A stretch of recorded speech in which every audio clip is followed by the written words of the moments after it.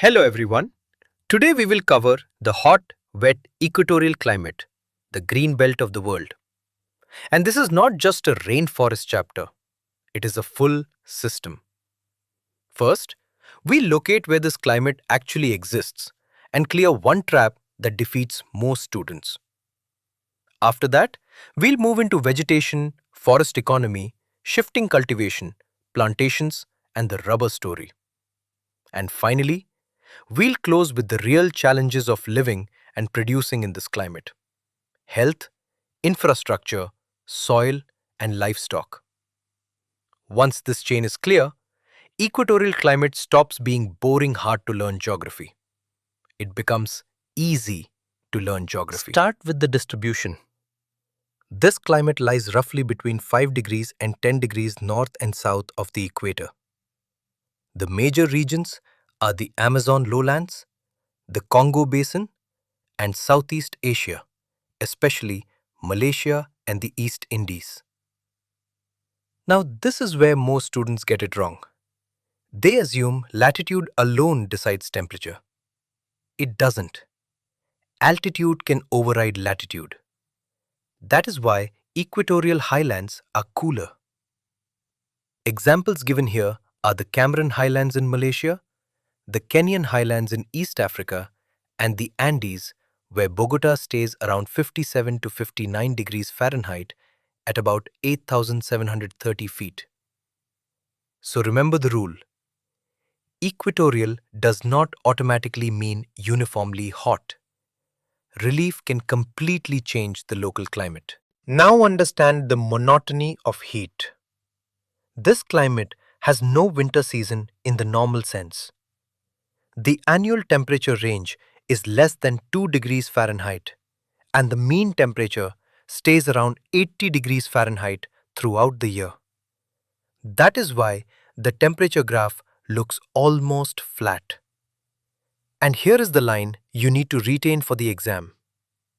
In the equatorial climate, the daily temperature range is greater than the annual temperature range.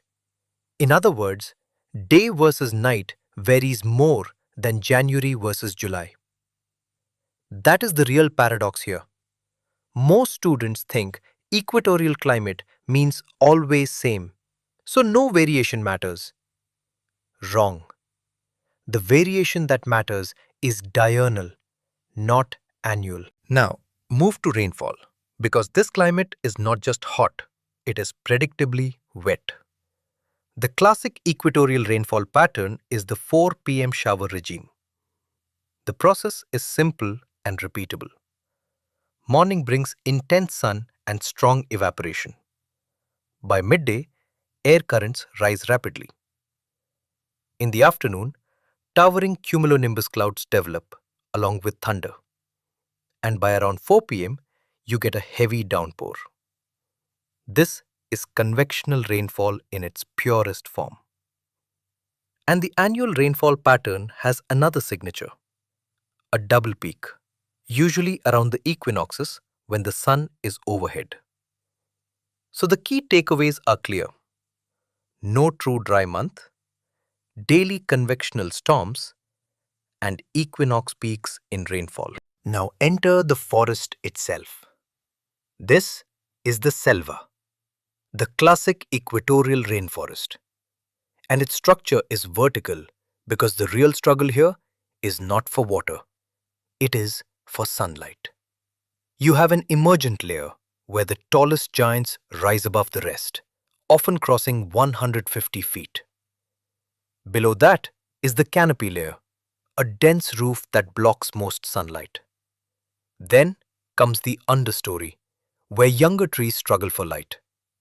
And finally, the forest floor, dark, humid, filled with ferns and decomposing matter. The trees are broad-leaved and evergreen. And here is another correction most students need. There is no single growing season here. Seeding, flowering, and decaying can happen simultaneously, even on the same tree or on neighboring trees. This is a year-round biological machine. Now look at flora from two angles: diversity and usefulness. The valuable hardwoods include mahogany, ebony, and dyewoods. Alongside them, you find epiphytes, lianas, and rattan. Epiphytes are plants that grow on other plants for support. Lianas are woody climbers. Rattan is a flexible climbing palm used in cane products. Now here is the logging problem, and UPSC can easily test this in economic geography. You may have up to 200 species in a single acre, and pure stands do not exist. That means commercial extraction becomes expensive and inefficient.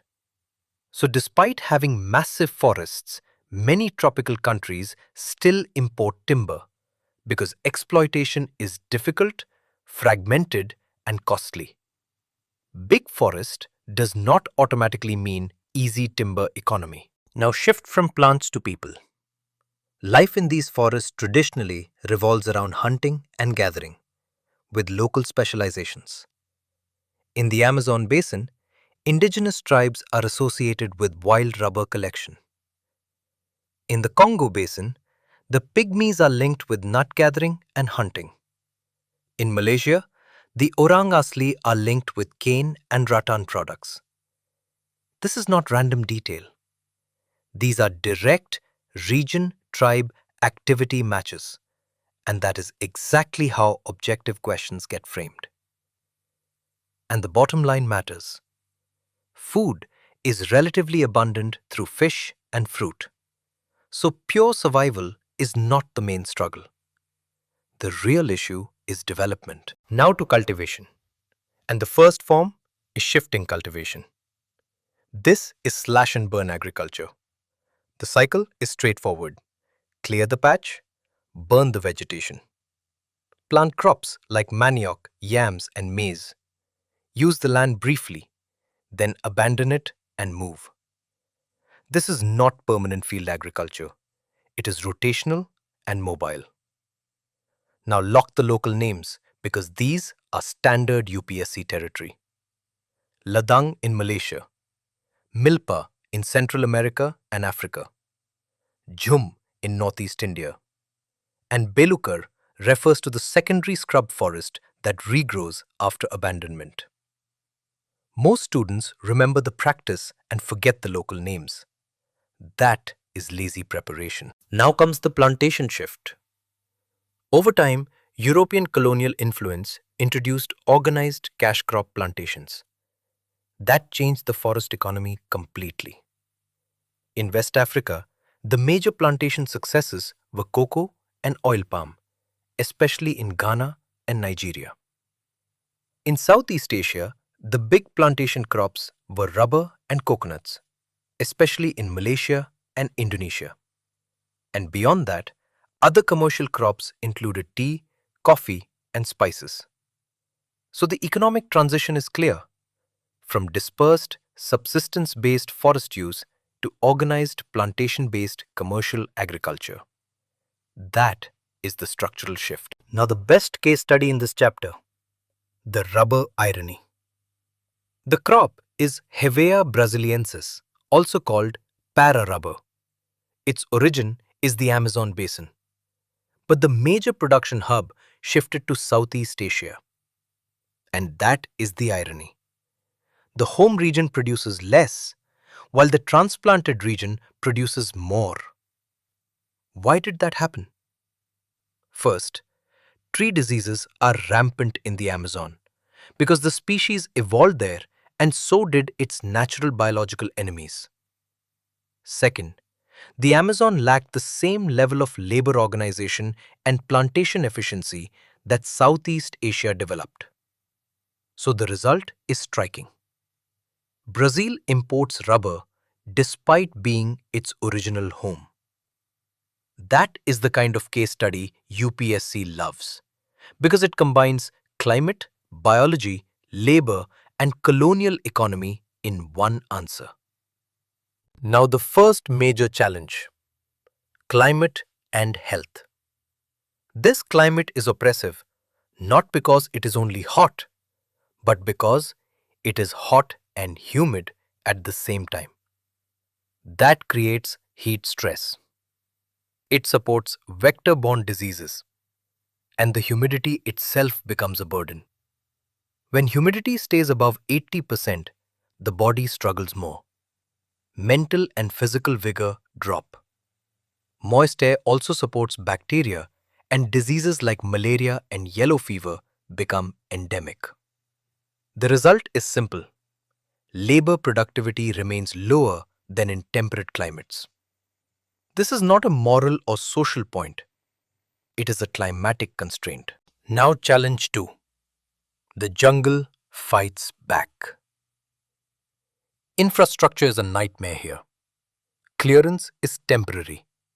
Regeneration is immediate. That is why roads, tracks, and estates struggle to stay open.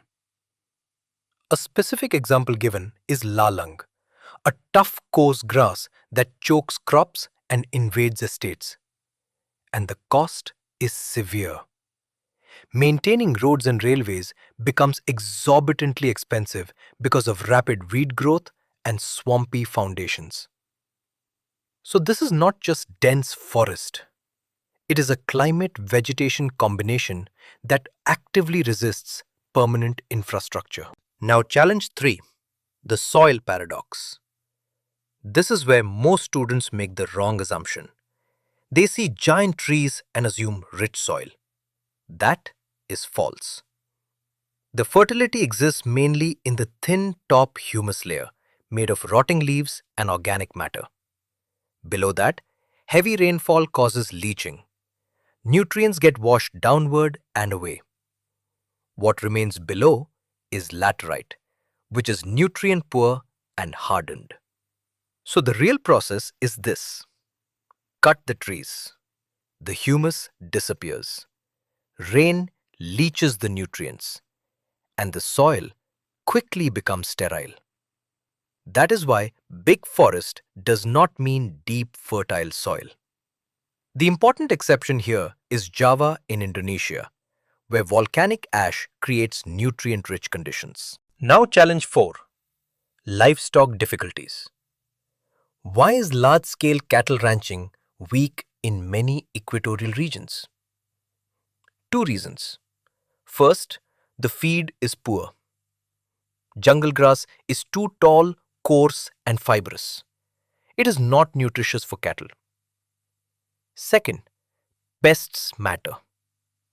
In Africa, the tsetse fly transmits nagana, a disease fatal to cattle. So even where animals are present, they are often used as beasts of burden, like buffalo, rather than as major food sources. Milk and meat yield stay low. This is a direct reminder that climate affects not just crops and forests, but even animal economy. Now consolidate the whole chapter. Temperature stays around 80 degrees Fahrenheit, almost flat and monotonous. Rainfall is convectional, with the classic 4 p.m. shower and a double peak pattern. Vegetation is the selva hardwoods, evergreen trees, epiphytes, lianas. And the economic crops that matter are rubber, cocoa, and oil palm. That is the quick recall frame. Now here's your homework. Take a blank world map and mark the Amazon Basin, Congo Basin, Malaysia East Indies Belt, and then write beside each one the same 4 things: temperature, rainfall pattern, vegetation type, and one major economic crop. If you can attach climate to economy on a map, you have finished the chapter and you are exam ready.